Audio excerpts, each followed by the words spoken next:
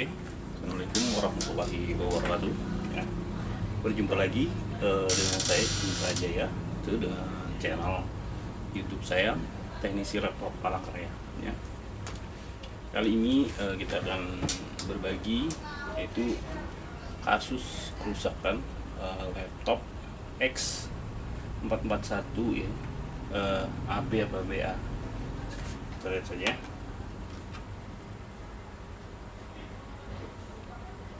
BA dengan kerusakan SOT 19. Jadi di sini SOT 19-nya ini dia benar-benar ngeground ya. Jadi tentu saja ini agak susah kita cari karena tidak ditemukan kapasitor di jalur 19 voltnya ini retak ya. Jadi semua kapasitor itu terlihat normal saja ya. Memang ada yang berkarat ya, yang berubah warna dan dicek itu rusak. Oke, udah dilepas ternyata masih saja. Dan akhirnya kita menggunakan metode suntik. Ya, di sini kita menggunakan metode suntik seperti ini. Oke. Jadi kita bypass ya, atau kita lewati.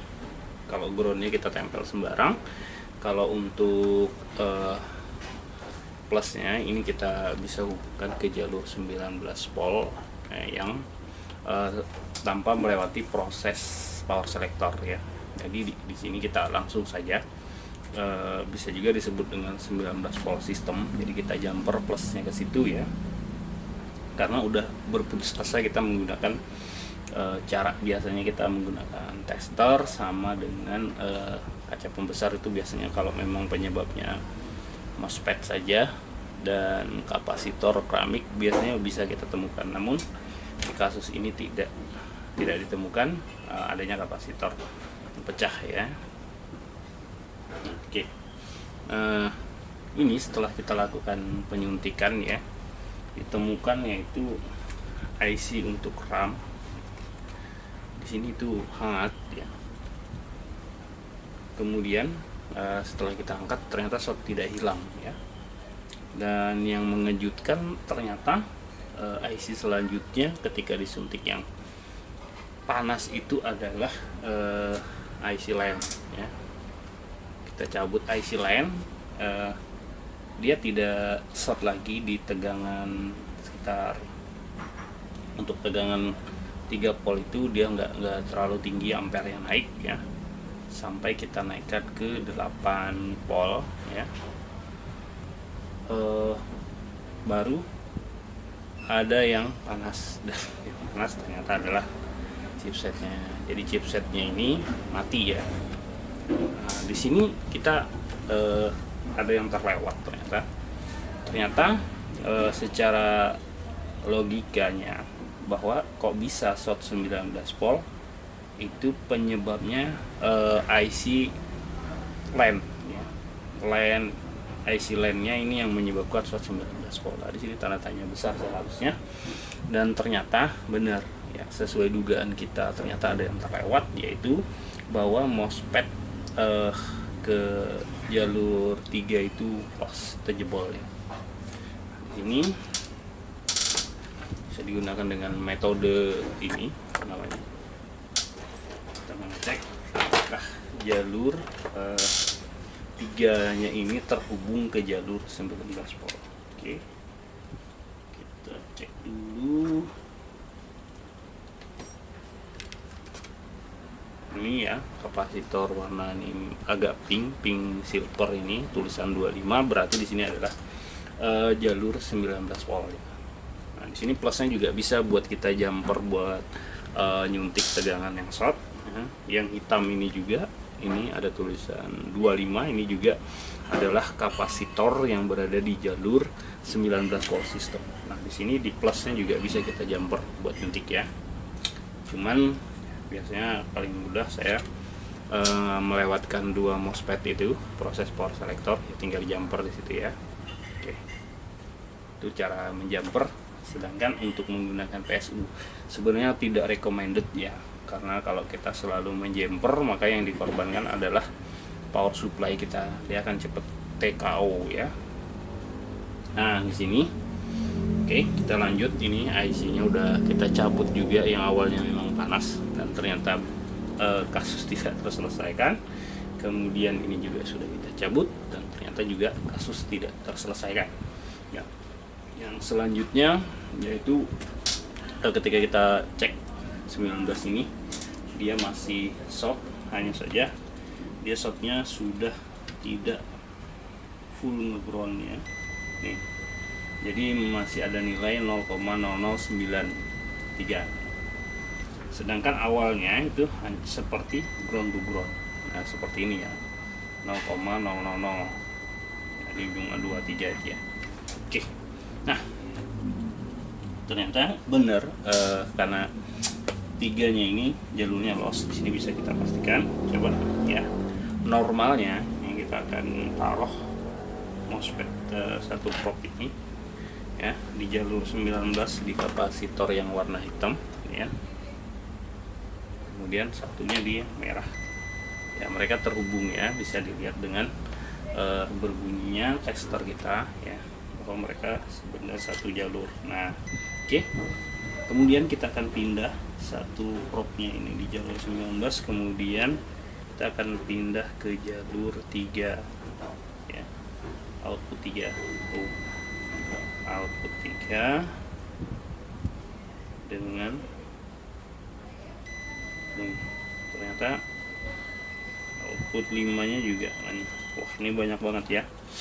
Jadi kalaupun misal kita harus ganti chip, ini yang diganti terlalu banyak chipnya ini karena 19 itu udah loss jebol ketiga, otomatis dia akan menghajar si chip, karena si chip ini mengonsumsi 3 dikasih 19 KO dia ya. Oke. Nah selain kita ganti chip ini ya, itu MOSFET-nya juga harus kita ganti ya.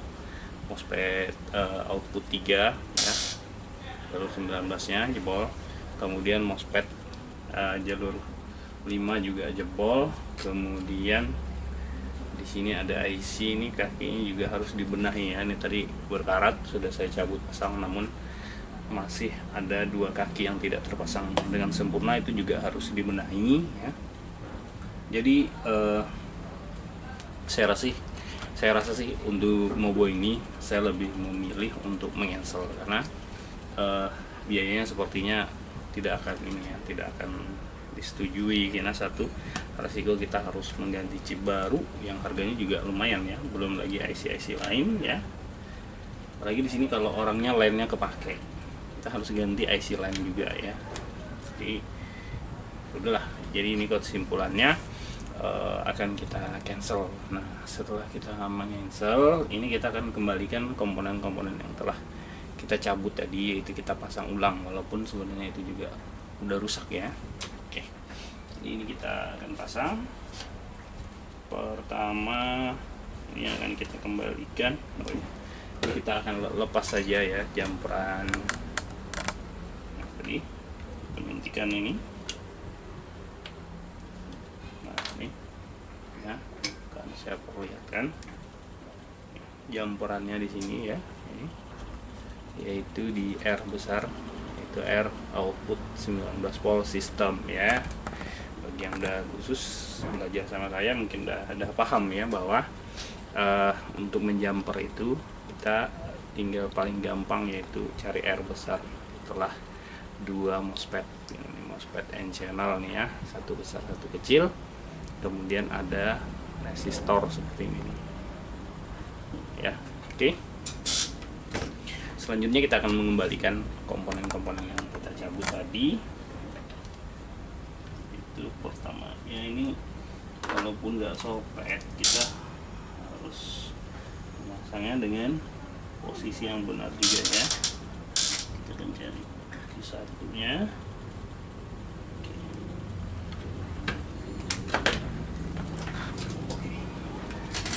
Pertama kita kembalikan dulu IC lamp, tinggal kita taruh, kita panasin.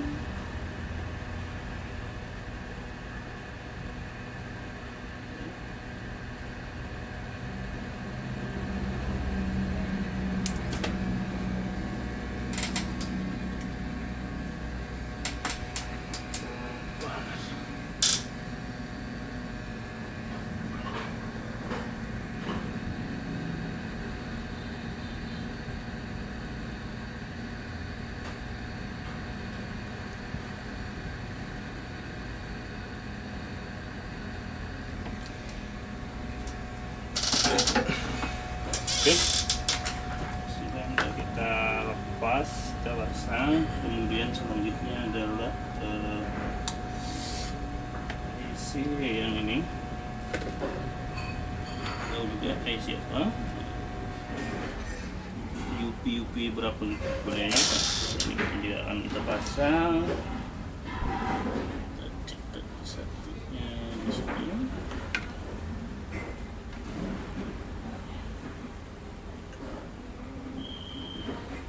Seperti ini.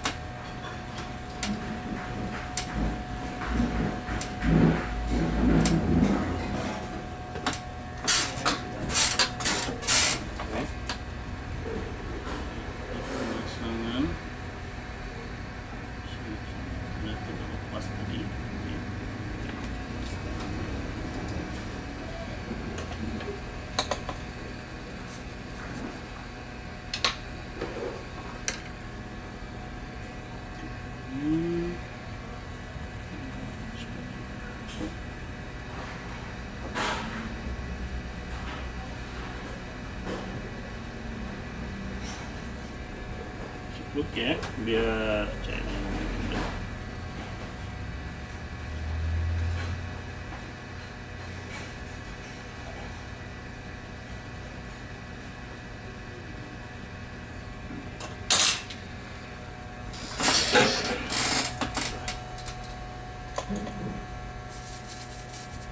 Coba kita bersihkan.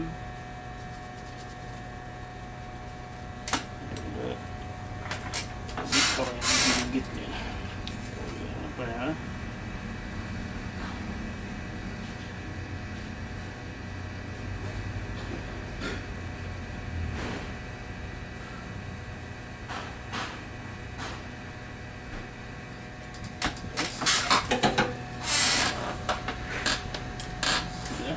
Sekarang si mainboard kita akan bersihkan sebelum kita kembalikan kepada yang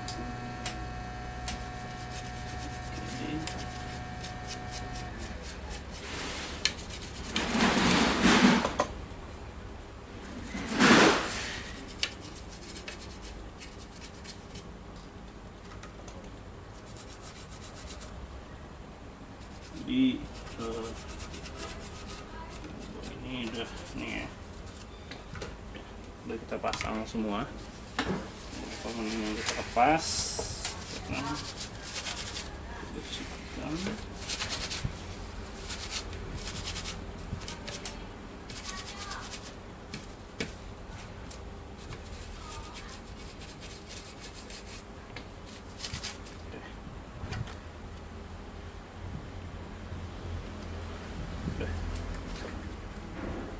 Dan ini kita cancel ya.